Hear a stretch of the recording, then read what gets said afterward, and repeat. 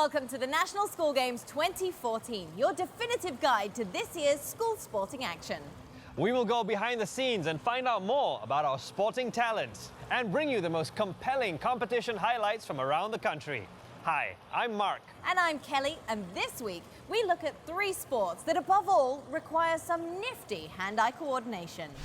We start off our journey at Outram Secondary School, which dates back to almost a century, being one of the first English schools to be set up by the British in 1906. Now a group of boys are making history for their school in one of the nation's proudest sports. Hi, I'm Ken Sheng and I'm part of Outram Secondary School's water polo team. We are about to start training now, so come in and have a look. Last year, Outram Secondary won the title for the very first time against 5-time winners ACSI. This year is the very first time that we are entering the finals as the defending champions. We will do everything we can to ensure that the trophy comes back to Outram Secondary. Right, guys? Yeah! Let's hit the water! The history of Outram water polo, I think it started in 1980-something. We only started off with A division team, that time when Outram still have a pre-U center. I came to Outram as a pre-U student, doing my A-level here. We won the A division. Then later on in the early 90s, we started with the secondary school as a B division and C division. I think in 1992 and 3, we managed to get into the final for that 2 years for B division. So somehow or other, I feel obliged to come back and try to do my best for the sports here. Try to work the ball to the center. Okay, we don't need to do other things. For the strong tradition, I think the school strongly believe in that, because even though we did not win anything, we were always losing, but I think the school have given us more than 100% support all the years through. They definitely believe that we have something in this. I feel I'm really very proud that my boys actually can make it to the final, because they really started from zero. They didn't know how to swim when they were in set 1s, and they can actually beat the top schools. By the time they go set 4 and set 3s, I'm very happy for them. Our greatest strength in the team, I think everyone work with a heart, a true heart that they want to see the team improve, from the teacher to the parents and to the boys. Of course, it will motivate us more to work harder and hopefully achieve something better for the school. Being the only government school to have a pool right in their premises, the water polo boys get ample opportunity to train under the coach's watchful eye.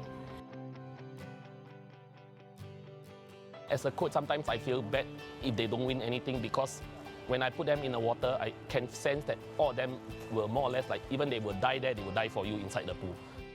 I still remember last year when the set 3s were set 2, they tried to get a medal, at least a medal, but they couldn't.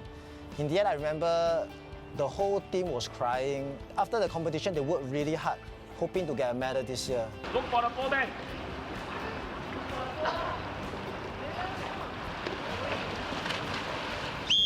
Water polo is all about scoring goals, and Coach Kwa explains to us some of the techniques to get the ball between the posts. We are going to ask the boys to do a bounce shot. Bounce shot is to really come up high and shoot, try to bounce the ball in front of the goalie so that they do not have enough reaction time to react. Second shot we're going to do is to rise up high to try to shoot the ball at the top corner of the goalpost, which put it out of the reach of the goalie. The final one is we are going to do a lob shot.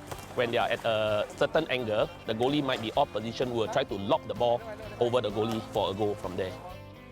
If you compare to last year, what we have done in our preparation is more or less the same, but because we feel that we do not want to stress them unnecessarily, the teachers have arranged for some sport psychology talk to them, try to motivate them, let the boys learn how to calm down and handle the pressure better. Usually in game, we can't really hear one another and very difficult to communicate. And we are in finals also. So the pressure is really on us to win the game. We can handle the pressure because we have trust in one another, and we are 4 years together and we know each other well. So we can control what we want to do and push on. It's not very often that Outram Secondary School can send so many students to a competition finals to support a competition. And I think it's really once in a lifetime that we can send 200 students and almost all the teachers there to support. I think all the students who went there to support were very happy. They finally have a chance to support a team in the final.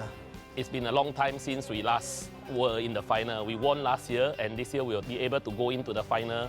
I think it's something very amazing for me in that sense. After so long, we managed to come back to the top to rub shoulder with the rest. Personally, as an old boy, I'm very happy with that. As you can see, we are training hard at the pool now, preparing for our biggest match yet. Okay, Shane, stop slacking and get back to position. Gotcha. I've got to go now. See you at the finals.